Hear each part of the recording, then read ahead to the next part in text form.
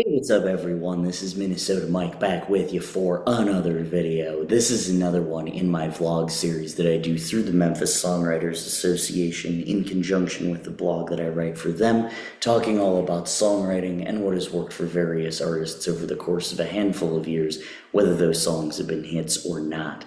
So this latest kick that I'm on is called Long Distance Runaround, and these are all songs about long distance relationships.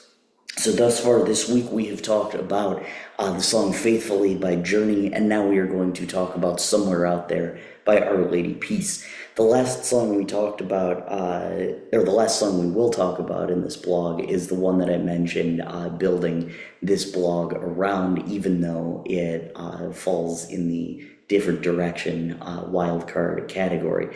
But Somewhere Out There is one that I've wanted to discuss for a long time. You could say it just kind of fell into my lap thanks to the gravity it mentions in the chorus. The song uses space metaphors to talk about the distance between the narrator and his love interest. Last time I talked to you, you were lonely and out of place. You were looking down on me, lost out in space, is how it starts off. By the chorus, we learn that this person seems to be coming back. You're falling back to me, defying gravity. I know you're out there, somewhere out there. However, in the second verse, it's revealed that she may be further away than the chorus implies, though welcome back at any time. As the narrator says, hope you remember me when you're homesick and need a change. I miss your purple hair. I miss the way it tastes. Each pre-chorus says, and all we are is all so far. In our blog about metaphors and similes and the corresponding vlog kick, I mentioned how important it is to not get too bogged down in the metaphor or simile so it doesn't take away from the message you're trying to get across. But being lost in space is kind of a backdrop to the song. But other than the aforementioned stuff, the only other reference to space travel is hoping that she doesn't burn out or fade away, which is just kind of a general phrase, even though you can apply it to space as well.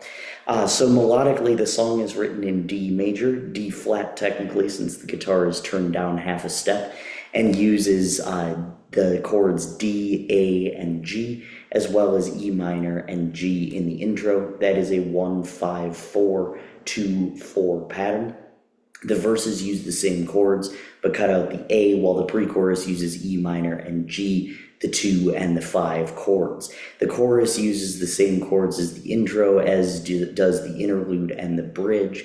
The first chorus out of the bridge takes the line somewhere out there, takes that out of there, and also takes out the last G chord the second time around using D, B flat, I'm sorry, not B flat, but B minor, D major 7/F sharp, and E5, which is a 1-6-1-2 pattern.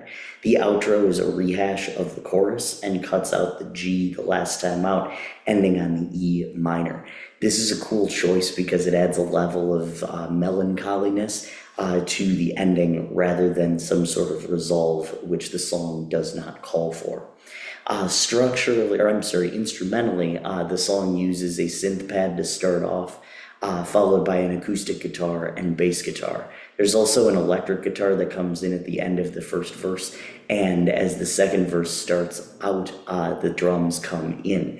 The chorus, the electric guitar becomes more prominent and does throughout the rest of the song. There are also strings in the outro which add nicely to the pad that is in the background throughout the song. Structurally, the song uses a verse, pre-chorus, chorus, interlude, verse, pre-chorus, bridge, chorus, outro format.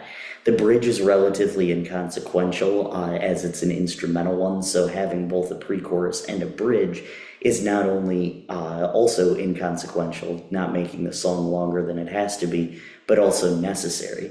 The song's parent album saw a dramatic shift in Our Lady Peace's sound and polarized many fans, but I think this particular sound proved that the band could still craft excellent stories regardless of what things sounded like behind it. This was also my intro to the band when I was like 11-ish, and so I look back on this album very, very fondly. It's one of those that, I am like, okay, this was during my formative years, and it's still terrific. It still holds up. But, you know, I guess you can be the judge of that because you can listen to it. It's linked below in the description of this video. I'm Minnesota Mike. Thank you so much for tuning in. Make sure you check out all of my other vlogs right here on YouTube, as well as all of my blogs that go with them on the Memphis Songwriters Association website. Thank you so much.